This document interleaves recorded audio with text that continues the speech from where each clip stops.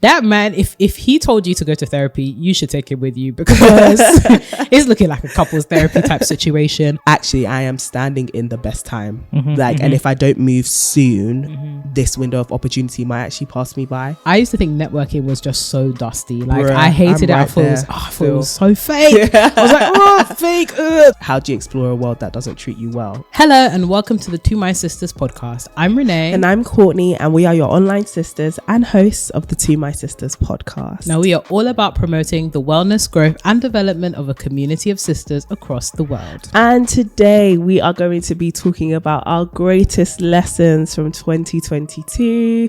Firstly, Merry Christmas. Happy Christmas Day. Gosh, guys, Merry Christmas. We hope that you have enjoyed this restful day, however it is that you are spending it, whether you're going all out, Christmas dinner, family, everything, or whether this is just a holiday season for you where you get to rest and watch some nice films and just enjoy your day. We hope that you're just having a splendid time. Second thing, as you can hear, the girls are down bad. We are not well. It is currently Christmas Eve and we are not well. We're not, man. But we said no matter what, we would get an episode out to you. We know that not everyone has a great Christmas. Not everyone has people around them. For some people this isn't even really a holiday, right? But not everyone has great people around them, and we thought, you know what, let's pop in for a couple minutes and spend some time with you guys, keep you company for a little bit, no matter how bad this day is going. Let's bring you some Christmas joy. As you can see, Renee said she was going to take the full way. Here's the thing, I've been trying to convince Courtney to wear the antlers with me. Are here. Wait, where is it? The other antlers are here. Wait, should I actually put it on? This is so cute. I feel like because you're also wearing red. I said I would wear red. Let's also appreciate the fact that Miss Courtney is looking absolutely vibrant and wonderful. It's giving a hot Mrs. Claus. I mean, giving cocoa butter kisses. Real lucky. We real lucky. Love a black woman to infinity. Not Santa Claus wanted his chocolate mocha princess. Down in Antarctica, the North Pole, whatever. Can you imagine? He said that he's, what do you call it, on the Nubian queen on the sleigh. That's me. He's out here giving presents, but Miss Courtney is his present. Oh, come on, somebody. Mrs. Courtney Claus. Anyways, yes, Christmas cheer. Whether you celebrate Christmas or not, we thought we'd come on your airways. You can put us in the background. We know that there's a couple sisters who are listening into this, preparing Christmas meals for the whole family. We're about to do up a house girl in the kitchen. For those of you that are just, relaxing, being chilled, we wanted to bring you guys a sense of merriment, especially as, it's a Sunday and literally in 7 days time, we're going to be entering into 2023. A whole new year. Crazy. Yeah. So we wanted to come in and share just some of the tips the lessons that we have gained from this year, the things that we are also grateful for, share that spirit of gratitude with you all, and just have a good old girl chat. Nothing too serious, nothing too heavy, just something nice and simple. Come sit for on our Christmas sofa. Day, literally. So without further ado, let's get into a ding ding ding dilemma. It may be Christmas, but problems don't stop. You know what I mean? So hey pretty ladies. Hey. First off, I love your podcast and I have been a new listener for almost 2 months now, and I love the vibes. I am 22 years old from California. I have a boyfriend who treats me very well and appreciates me. It's just one thing. He has a lot of female friends. Yes, I know I suck for disliking that, but I don't let it bug me anymore because they seem genuine and I want our relationship to have trust. I told him a few weeks ago that it would make me uncomfortable if he continued to make more female friends now since we are dating, and he said that that's okay. Then yesterday he told me how he gave his female co-worker that is leaving his job, also he's barely started working there, his Instagram. I told him it made me uncomfortable and he completely ignored me and just said that I should go to therapy to help with my insecurities. He also said that he doesn't want to be with someone that keeps him from being social, but I just didn't understand why he needed to do that as they barely knew each other. But he said it was quote unquote networking. We made up by me apologizing and saying I'm okay with it. Am I dumb Or am I just overthinking things? Also, he is 29 years old. No. And I cannot tell if he thinks I'm dumb because I'm younger than him. Oh Lord. So she's 22. The brother is pushing 30. He's a grown man. Okay, look. So first of all, thanks, sis. Not the hey pretty ladies. I felt like such a girl stop. We try. And Mary Crimbo. First of all, I'm so happy that you're in a relationship with somebody that you really like and seems to be treating you well. I think this is an age-old conversation that many of us have, talked about, conversed about, especially within like female communities, as in how many female friends is enough female friends, and what is, I feel like there's this constant battle between like, I don't want to seem insecure, but then at the same time, I think there's something to be said around like boundaries. Boundaries. There's absolutely boundaries. Personally, this is like speaking from my perspective, I don't think you're insecure if you would like to express boundaries, especially if you're in a relationship with someone and they have friends of the opposite sex, or they have friends that are, but maybe attractive or anything like that. I don't necessarily think it's an insecurity. I think when you get into a committed relationship, those relationships will have to change. They don't disappear and they don't completely, they're not destroyed by the fact that, you're in a relationship. Yeah. It just means the boundaries change, and that's not a bad thing. I don't think it's indicative of an insecurity. I think it's more around boundaries and respect. It's a respect thing, right? Like when you become a priority, especially a romantic priority for somebody, it's important for you to feel comfortable. It's important for you to feel respected. And I think what's really good is that you've at least, tried to meet some of his female friends, get to know them, get to understand them. But at the end of the day, these are not your friends. These are his friends, and you're in the relationship with him. I think it's good that you were bold enough to share with him and say, look, I don't feel comfortable with you, out here with more girls, especially if you have a lot of female friends already. Yeah. I'd also be interested to know how many male friends he has as well, because I think it's also important that in terms of accountability and actually having a more broader community, not to say that you should be like watching his ratio like a hawk, but I think it's important to have the presence of both in his life and having the strong presence of males in his life. I often think of, like, for example, the babes that say, oh, I have a lot of male friends because girls are etc. It would be good to like hear more or know more around like how does he actually perceive these relationships that he has with female friends, as well as have they always only been female friends. Like, not that I'm saying that you should completely pry into his entire dating history, but it's good to always be clear on like what is the nature of the engagement with some of these female friends, especially if they're close. So yeah, I don't think it's an insecurity for you to express that, you have this particular boundaries, and because you're actually serious about this person, you want to make sure that you are a priority and treated as a priority in the way that you would like that to be expressed. I think the whole go to therapy comment, that was the most ridiculous thing ever. I was just like, damn. Nonsense. It's one thing to say that this may be indicative of an insecurity. It's another thing to tell somebody to go to therapy because of your insecurities. And that. Precisely. That's a whole lot of gaslighting there. And I think that the fact that you're the one that even ended up apologizing, sis, I ain't gonna lie to you, you need to... That man, if he told you to go to therapy, you should take him with you, because it's looking like a couples therapy type situation. And I think we should never make light of the fact that when our partners express something to us that may not even necessarily be a cause for concern, but express something that's actually of importance to them, if the response is this is something that you should get professional help for, rather than trying to deal with the issue at least between you. I think there's a real like cognitive dissonance between, I have female friends, but am I really prioritizing the girl that I quote unquote love and the girl that I like? I think there's also something to be said around like age. This man is pushing 30. I think that in terms of maturity levels as well, he's not showing it. I'm not really quite, I'm not convinced, because I think at that, particularly at that age and that stage in your life, in terms of like making more female friends, I'm not really sure what you're pushing 30, brother. Respectfully speaking, I think there's something to be said around, not necessarily, I don't want to say that he thinks that you're naive, because I actually don't know the fella or anything about him. But I think that at that level and stage, I think that there can be not necessarily less grace, but I expect more from you as a result of that maturity level. And I think even in terms of networking, I'm not really confident. Instagram for networking, there's really LinkedIn, for real. There's really email, for real. And if this is somebody that is your colleague, I'm not really sure how much networking is further required insofar as I see you every single day of like my working hours and stuff. Oh, she was leaving the job. Okay, fair. connect with her on LinkedIn and keep it moving. Literally. In terms of Instagram, that's a whole, we're close. Do you know what I mean? And I think having expressed as well that you'd like him not to make any more female friends, considering how many he already has, and considering the fact that he had agreed, I think it's important to highlight this is the highway to female friendship and more friendship with females. So yeah, that's what I would say. I would say continue to bring it up with him.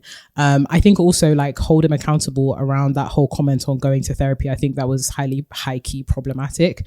And I think also inspect whether in terms of like his relationships with his female friends, this is actually a really big like value thing, and it's something that later on in the relationship may cause problems if you don't deal with it now, or at least have a very kind of like clear cut understanding of how much you can take in terms of that relationship. Again, I don't personally think you're insecure. I think it's boundaries and respect. And I think that especially you being 22 and you being slightly younger, I would definitely say, sis, don't be feeling like just because you're younger, you're naive or like you don't have the upper hand. You are, you know, half of this relationship. You are a big party in his life, and I think that you deserve to be treated as such.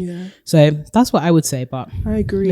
I agree with everything you said. I also think it's important to have a conversation with him about how you're both going to go about making new friends of the opposite sex now that you are in a relationship. Like, okay, cool, obviously you could have your female friends that were here before I came, but now let's have a conversation about how you engage with women going forward, because there does need to be a boundary here. And I think whenever you're in a relationship with somebody who claims that they love you, there should also be freedom to express how you are feeling in the most respectful way, but in the most honest and transparent way as well. And I think that that's what you were trying to do here. I think as long as it wasn't, you know, accusatory and, you know, you're trying to do XYZ, and it was more so, you know, babe, whilst like you probably did have the best of intentions and you want to network and stuff, I do think it's necessary for us to have a conversation about how we build relationships with the opposite sex that we are both comfortable with, whether that is, you know, let's build those relationships together. We've done a whole episode before talking about can men and women be just friends? And I think we did discuss like when you become friends with somebody who has a partner, kind of having that respect of being like, okay, it's an us now, you know, we come as a package. And I think when you are in the early stages of a relationship, people are hesitant to do things like that because it feels quite permanent. And some people can say it's quite like, it's just a bit overbearing. But I do think if it causes one of you to have an insecurity flare up, which it can be very valid, like I think insecurity is one of these words, and we can see from this dilemma that people weaponize so much, but we all have it. We all have something that makes us feel a little bit unsafe or a little bit threatened, or if it causes, you know, past trauma or past pain or, you know, unwanted possibilities to come to our mind. And so I think it's important to have a safe space where you can express that. So having that conversation with him about, you know what, babes, I don't know if the whole Instagram route is something I like with the whole networking thing. And be specific about this situation. And yeah, I would just say clear, honest communication. And if he doesn't want to have that, then that's a clear sign to me of his maturity level. And whether, you know, you're 22 and he's 29, whatever, age is just a number. When it comes to maturity, somebody can be pushing 30 and still be acting like a child, you know? So I think it's important to have that conversation with him. And it could be that everything else is completely rosy and this is the only place where you guys need to figure it out. So in that case, I would definitely say make having this conversation a priority. But if you are having feelings of, is this guy treating me like, sorry to say, but like a dickhead because I'm 22 and he's 29, that will be something that shows up in other areas of your relationship as well. So I would definitely say pay attention to that, and also pay attention to, I guess, how he treats you around other people as well. How many people in his life are also like similar ages to you? How many of his exes have been a similar age to you? Is this something that, is he trying to take advantage of you in some way? Or is he treating you as though, like you said, like you're naive or you can't make your own decisions, or he's trying to kind of control the way that you think? Just because there's an age gap doesn't mean that these things necessarily have to happen. However, just be mindful of that, because it is easy for things like this to creep in, not just because there is 7 years between you, but because of the stages of life which you are at. So that's what I would say. But have that conversation, sis. And we are wishing you all the best. Hopefully things work out and you just end up with the love of your life, whether it's this man or it teaches you to move on to someone else. But yeah, hope that you enjoyed that answer. Into the main conversation. 2022 is over, basically. We have one more week, which means you have one more week to achieve one of the goals on your vision board, if possible. But you never know. Have hope for miraculous things like that. $1 million in the next week. I mean, they still sell lottery tickets between Christmas and New Year's. You're completely right. Absolutely. 100%. Cut us in some. Hello. Cheeky 4%. If any of you guys are buying lottery tickets in the next week and you happen to win, we have a PayPal. At To My Sister. We have a bank account. If you just email us, just send us facts, an email. Absolutely. We'll be there to receive our blessing. However, even though there is still a window for something to happen, let's just be honest, the year has pretty much come to a close. So we wanted to come and talk about the lessons that we have learned from this year. This was something we did towards the end of season 2, I think, where we just talked about, our greatest lessons, having done season 2 of TMS. But I was thinking, let's just do it more broadly and talk about 2022 and what this year has taught us. It's been quite a milestone year for us in terms of writing our first book, moving in together. Yeah, it's been lovely. It's been big. It's been lovely milestones in our careers respectively. So yeah, Renee, what has been one of your greatest lessons? Put me on the spot here. Or something that you are most grateful for, especially with Christmas being a time I think we should be grateful. Yeah.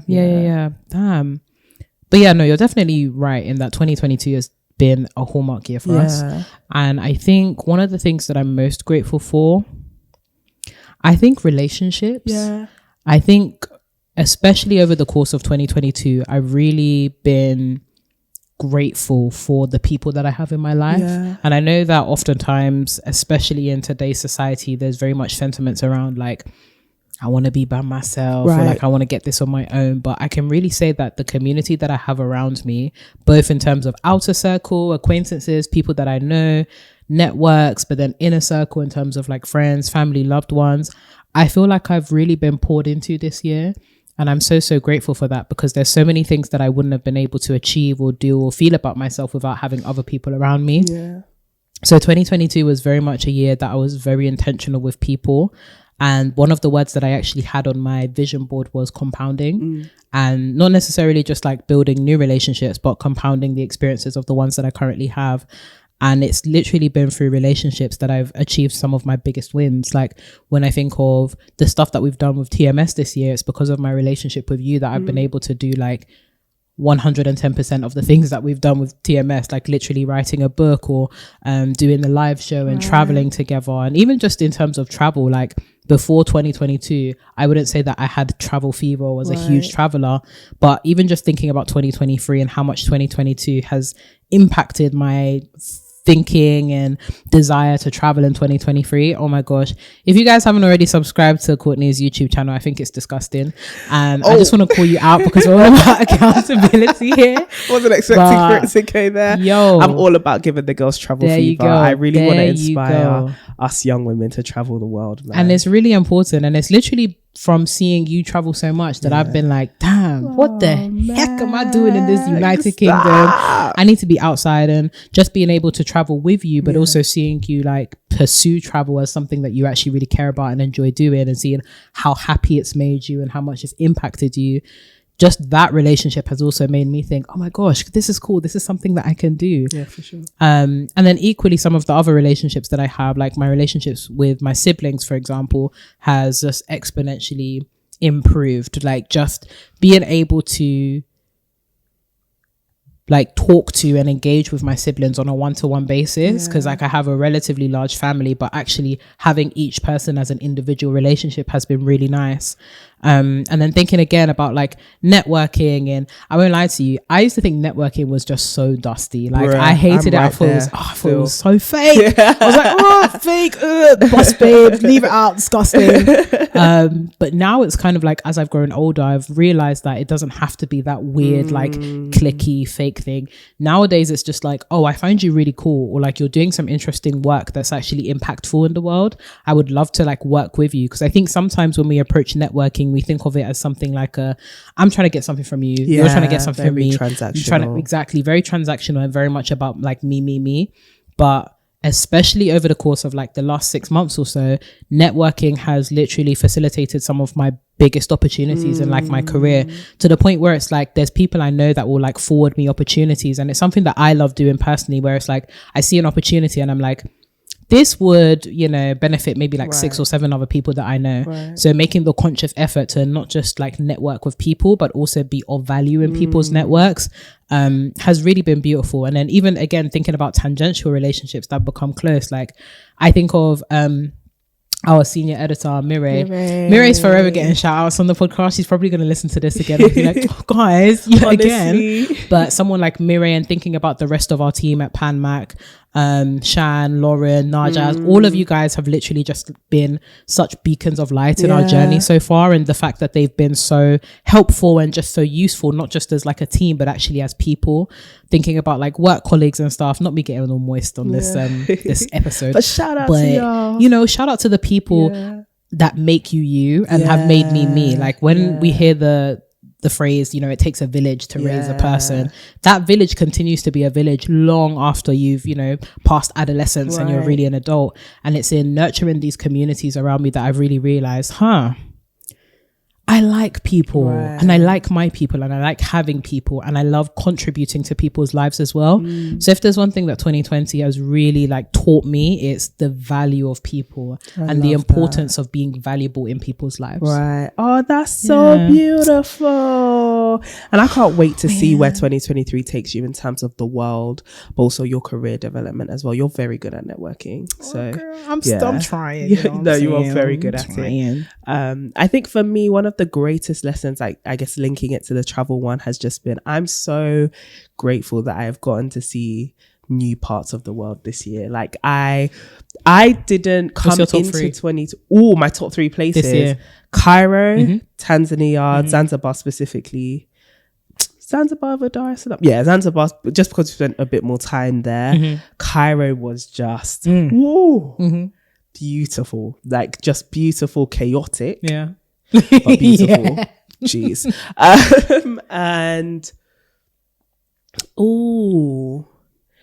I think New York, you know. That was my second, New York to pop up. So that was my second time going to New York. The first time I went with you, and then the second time this year I went with Mandy, the vloggers on my channel. And there's something about New York that has my heart, because I've even noticed everyone I meet from New York, I love. Like I have some family in New York as well. It just feels very like, it's almost like London, but a more idyllic version for me. Obviously, as somebody who hasn't grown up there, I definitely think of a more romanticized New York, but I love New York so much. And so, those would be my top 3. But the reason why I say travel, I came into this year not intending for this year to be a year of travel, but I had some savings. I've obviously taken this gap year, and I was like, okay, when we went to Dubai and I was like swimming in the pool, I was like, oh, I like this and I have time to actually do this year. So let me do it now. And I think growing up, I always wanted to travel. It was one of the things that I dreamt of as a child. Like I was just a strange child. I had dreams of like real estate, travel the world, own 1 million different businesses and just be rich. And that was me. That was my ambitions. And so, but you know, when you have a childhood dream, you don't really put a time scale on it, right? Like it's always a one day, but like, I think this was the year that I asked myself, okay, but when? And I think when you start to think about the timelines of your life, you're kind of like, actually, I am standing in the best time. And if I don't move soon, this window of opportunity might actually pass me by. And so I was just like, okay, I'm going to seize it. You know, it felt very abrupt, and my God, it was very expensive. Wow. But I was like, yeah, I'm going to do it regardless. And I did. And like on average, once a month this year, I've traveled to a different country, and it's been so beautiful. Some of them have been solo, and it's taught me a lot about myself. Some of them have been with like friends like you, Mandy. I traveled with my sister for the first time this year without like anyone else. And it taught me so much about myself in those scenarios, but also it helped me build intimacy with some of the closest people to me. And like, I've just loved it. And I've just loved seeing new cultures. And like every time I come back from holiday, I'm usually, okay, for the first day I'm tired. For the first week I usually get sick for some reason. And then I'm like revitalized and I'm like, I have so many new ideas. And when I'm there, I just feel so much more confident. And yeah, I've loved it because it's truly been about me doing something for me.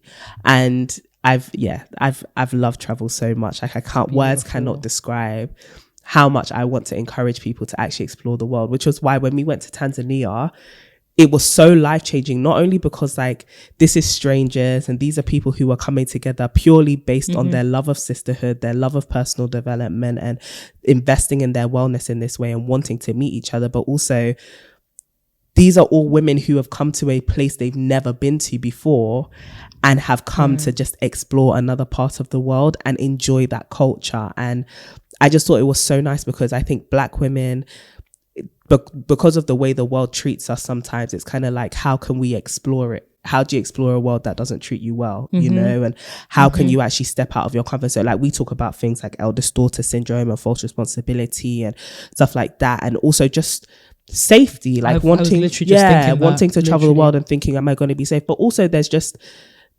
that feeling of just being scared that everyone has, like no matter what sort of person you are, what your social identity is, everyone kind of has that timidness, and all you may have been exposed to in your lifetime is your town or your city and your family. And it's kind of like when you explore the world, you see that the world is so much bigger than that, and actually you can thrive in it too, whether you're doing it in a group or whether you're doing it on your own. And I'm so glad I've seen those two sides of it. So if you can, I would highly recommend that you do travel somewhere, like even if it's just a different state, girl, get on that plane and go. In fact, if you're thinking of traveling next year, you should travel with us. Don't do the whole I'm traveling solo or any of those kind of things that you were thinking of doing next year.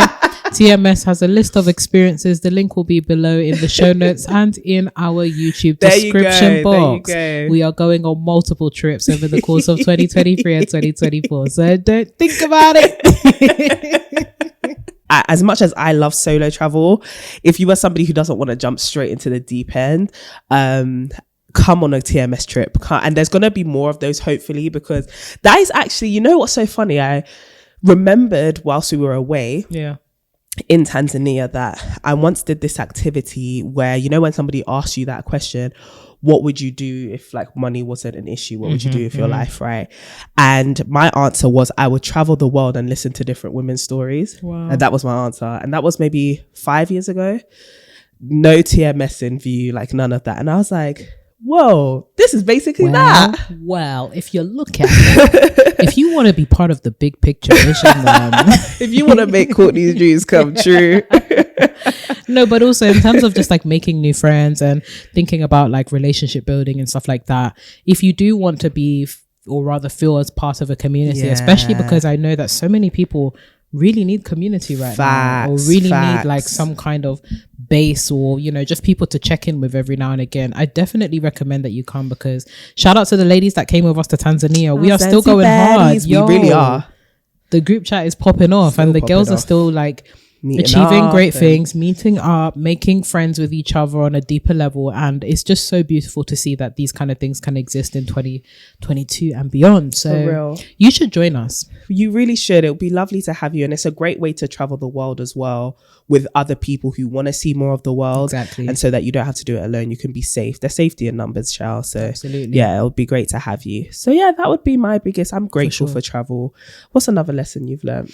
I think for me, it's actually related to the travel point and the relationship point, and it's the investment in myself, and how investment in myself hasn't really looked like the traditional self-care type stuff with the cute bubble baths and stuff, although there has been that, but it's been very much embracing the fact that I'm an adult and I need to take care of myself. I remember like recently it's come to a whole, I was telling Courtney in a panic, I was like, I have my dentist appointment, I have like smear test, I have all of these things that I needed to do in 1 week, and it made me realize like, whoa, I feel like an adult, like making all these appointments for myself and stuff, and just investing in different things that I didn't necessarily prioritize back in the day, but thinking about my actual health and well-being. So thinking about things like therapy.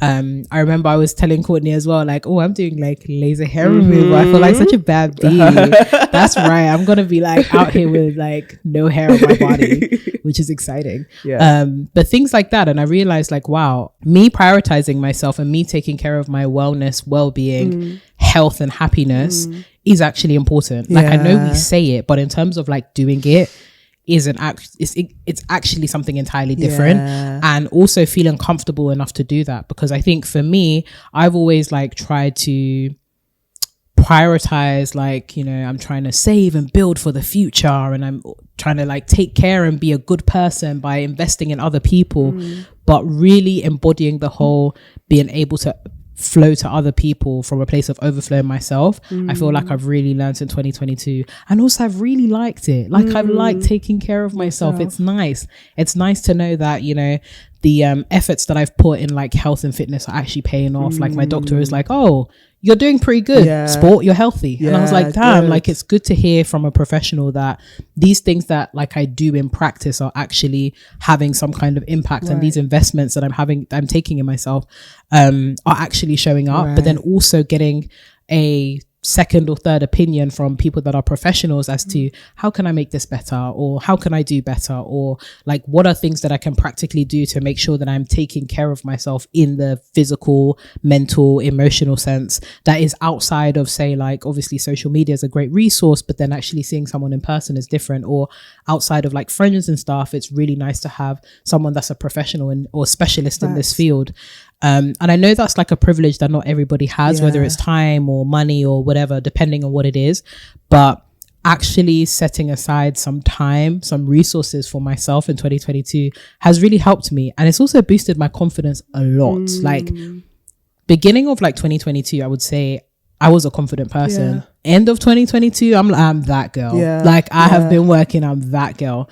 So really seeing the payoff of my investments in myself this year has been a real privilege, and I've really enjoyed it. And I'm out here trying to convert everybody else. I'm like, make sure you book your smear tests, or make sure you go to, you know, the sexual health clinic and get checked out. Make sure you go to the dentist. Make sure you do these things that are not necessarily just about you looking good, but also about you feeling good and making the investments in yourself over the long term. And get that second opinion if you can. You don't necessarily have to wait until you're ill or sick or something's broken before you go and get yourself checked out. And I think that sometimes that's something that we often do. One of my like mother's favorite sayings is prevention is often better than cure. And I think sometimes, especially when it comes to like self-care and self-investment, we wait for something to break before we address it. But oftentimes it's actually much more expensive and much more cumbersome to deal with something that's broken than to actually prevent the break in the first place. So definitely, if you can, try and do all these things. You don't have to do it over the span of a week like I did. I did do it throughout the year, but it was literally like 1 or 2 weeks where I was like, no, I'm going to take care of everything. And I was like, dang, I need to spread this out first of all. But second of all, this feels really good.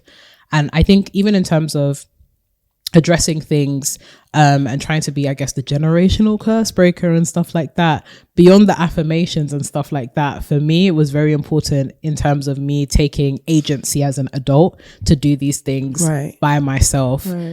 Taking full ownership and all that kind of stuff. So I think it's also translated a lot into the confidence I have in other areas in terms of taking full ownership and agency.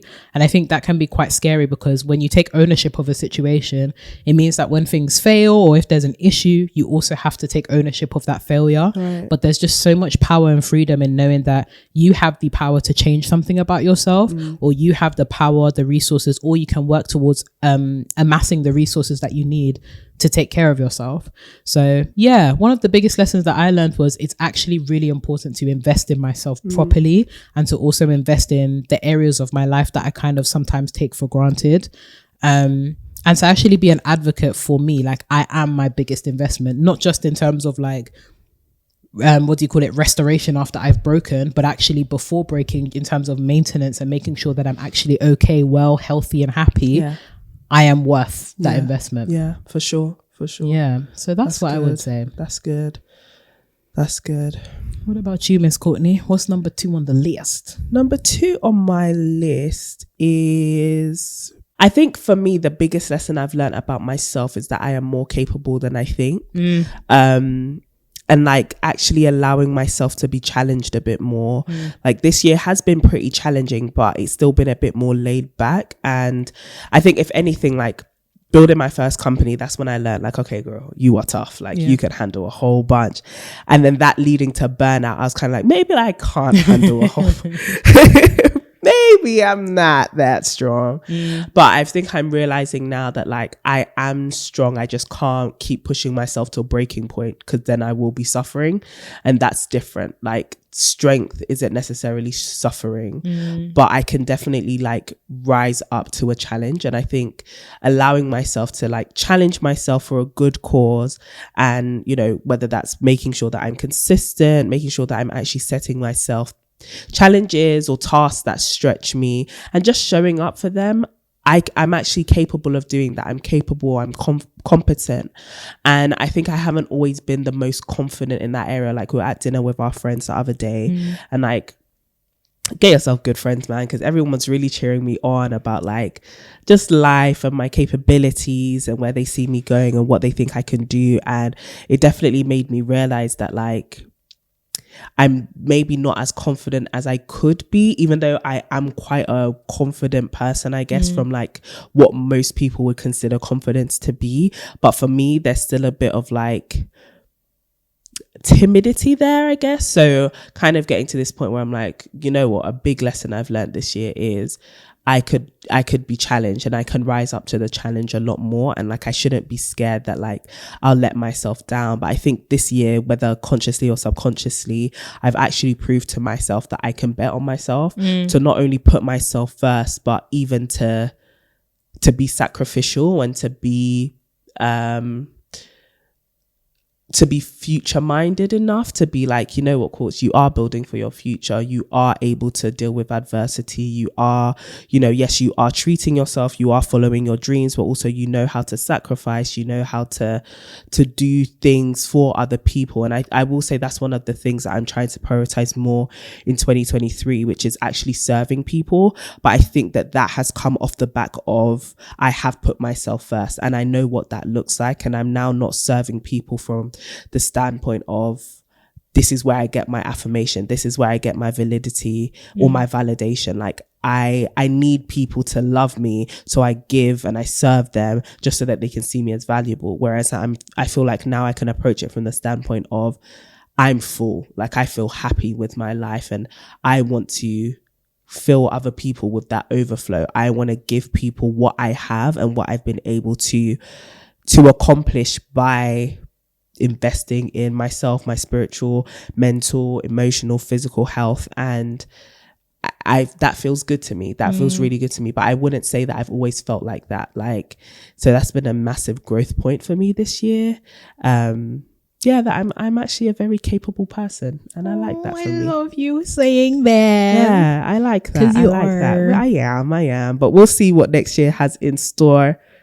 We shall. Oh boy, next year is looking like. Ooh, I'm too sick to even think about it. Too tough. 2023, it reminds me of them games where it's like you've just knocked down an opponent, another opponent comes and they're like, I'm bigger than this guy. Yeah, but you know what? I don't see. Maybe people will be like, oh, don't speak that too soon. But genuinely, I don't see 2023 being something that will be too big for us to handle. I think we're just going to rise to the Hallelujah occasion. and amen. I think it's going to be one of our most challenging years yet, but I think it will be our most fruitful and our most like just dazzling. Like I can't wait for us to just shine in 2023. That might be the year for TMS, and the word the year for TMS. Dazzling. Yeah, I want to see that for us. Like my genuine prayer for all of us as women is that like the investment, like it's based on the point that you said, but like we actually start to see the investment pay off in terms of every week you sit and you listen to this podcast, and we love you, but we want to see that payoff. Like this isn't just about downloads and views and stuff like that, and you thinking we're entertaining or anything, even though we love that, but we actually want this to be worth your time and worth your effort. Like I feel so sad sometimes when I think of all the people that may listen to like a podcast like Diary of a CEO or something. It's like, but you still don't feel confident enough to start your own company, or you still haven't put that foot forward, and now you're just listening to the tales of victory of everybody else, you know, everybody else's tale of victory. And I'm like, no, I want you to have your own. I don't want you to just sit here and think Courtney and Renee are so amazing and their lives are so amazing. No, that is not the point. If we wanted that, we'd be writing on LinkedIn. Like, that's not what we want. No offense. You know, no, but I mean in the sense that this isn't our. No. But do you get what I mean? On that note, you should follow us on LinkedIn. On LinkedIn for real. If you want to see like our milestones and our progression and our growth, because I feel like that's what LinkedIn is about. You help other people by also showing them what you have learned and your progression and your growth. And I think the podcast is a version of that. But I think because of how much time people put into like following their favorite podcast or following their favorite content creator, it's like, we want you to have something in your own life to show for it. Yeah. You know? Yeah. That's yours. And that just proves that everything we've said has actually paid off for you. Yeah. The funny thing is, like, my, I guess, third lesson is the importance of being audacious. Right. I think that may be something that I'm like really thinking about as I move into 2023, and that whole notion of understanding if you have worked for yourself and you've worked on yourself, then the things that you want can be yours. 100%. Because I think even when we think of like, oh, manifestation, and again, shout out to Upset the Gram in the basement with Mr. Tim, one of my favorite podcasts, courtesy of Miss Courtney. But there was a clip that he recently shared as part of like his wider podcast where he was talking about the importance of faith with works. And I think sometimes it's either or, right? When we're having these conversations around like manifestation, it's like, if I affirm myself of it, I can have it, which is true in a sense, but you also need to work for it. Or there are folks that are working, like really working their backsides off, but still don't feel worthy enough for the things that they have faith in. Facts. And it's really important to remember that, again, it's faith with works. Right. The faith element is all about your mindset and all about allowing you to feel motivated because there's something that you have in your sight. But it's not enough to just see the thing. You have to drive towards the thing in order to get it. And for me, 2022 really was the beginning of that. I see it. If I work towards it, I'm gonna get it. And believing that I can get it and that I'm deserving and worthy of getting it, because sometimes it can be really easy to want something but actually not quite believe that this is something that you deserve. And it's only been through pushing myself and pushing through that kind of mental blockage of, okay, I want this thing but there's a limit to how much of this that I can have. It's only through addressing, okay, why do I feel like there's a limit to my ambition, or why do I think there's particular parameters that I set myself, that I realized if I've been working on myself, if I consider myself a consistent person, a disciplined person, an intelligent person, all of these things that I affirm myself, or we as women affirm ourselves, then what is it stopping us from getting these things? Beyond the fact that, you know, there's going to be setbacks, or, you know, we're thinking realistically, there's going to be some things that show up that prevent us, or they're kind of like a roadblock. It doesn't have to be there for the infinite amount of time. It's actually there temporarily. After that, there's still the opportunity to go and get it. And there's been so many opportunities or achievements in my year in particular that I'm like, if I didn't think audaciously enough, I wouldn't have gotten that. And it's like the audaciousness is the predecessor to getting what it is that you have faith for. Because what you get and what you can achieve. Oh, this is sounding so motivational. I know. And I know some of you guys are eating your mince pies or your chicken or whatnot, thinking, oh girl, man, I'm just toiling here I'm just trying to enjoy my food. But thinking about 2023 and then thinking about this lesson learned in 2022, you need to be audacious from the beginning. That's one thing that I've really learned. And one thing I'm actually looking forward to in 2023 is the opportunity to take risks, the opportunity to be audacious, because I think that especially as women, because of the structures and the systems and the communities we operate in, and again, the lack of safety, it can be hard to take risks, because it feels like if you take that risk and you fall, that's it for you. And you're actually more likely to, like, the consequences are going to be a little bit bigger. But I've also found that no risk, no reward. And it's in taking some of my biggest risks that I've actually gotten my biggest rewards. Not even in terms of just like achievements, but also in terms of my actual personal growth and my character growth. It's been in doing things that make me very, very uncomfortable. it's been in, like, I think LinkedIn was probably one of the biggest examples for me. I'm not necessarily somebody that likes to always shout about like my achievements or the things that I do, but I've actually gotten into the habit of, this isn't necessarily just a win for me, but this is a win for the people that I actually want to inspire. And if this is an opportunity for me to galvanize more resources for the things and the people I care about, then I'm going to take that opportunity now. There's actually absolutely you don't get an award for being the quietest. Do you know what I mean? I think sometimes there's that, I'm just going to move in silence. There was like a meme that killed me that was like clown face of, I'm going to move in silence because everybody is loud, and I'm going to move in silence because I'm better than you. And it's like, whilst there is something to be said about pride and sharing your achievements pridefully, there's something to be said around actually celebrating your achievements and celebrating it with humility, because it's actually in celebrating some of the things that you do and celebrating passing through the door that you've opened, that other doors will open for you. So yeah, I'll definitely say 2022 was the year for me. We're audacious, but 2023 is that year where it's like, you guys might have to block me. Like it's like, oh, she's annoying, but like they're doing really, really good work, or they're doing things that are actually important in the wider community. And it's sometimes your silence is worse than you being loud, right? Like when you're silent, it gives so much more room for other things that may be a bit more distasteful or unhelpful or not necessarily positive.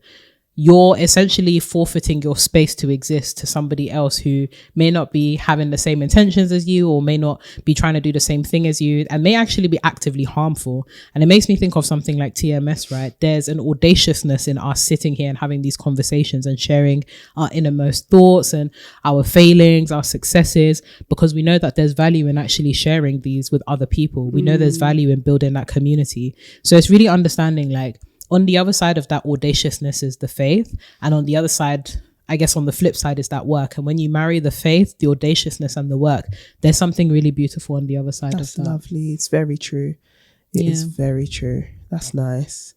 I think my last thing is that my dreams are actually possible. And I think it links in very well to what you were just saying. But I was saying this recently in a video that, like, I think the reason why I was calling my gap year a gap year was because, and this was something we were talking about in Jamaica, like the reason why I'm calling my gap year a gap year is because I don't think that me living my dream life is something that's sustainable or possible to be my full-time life, if that makes sense.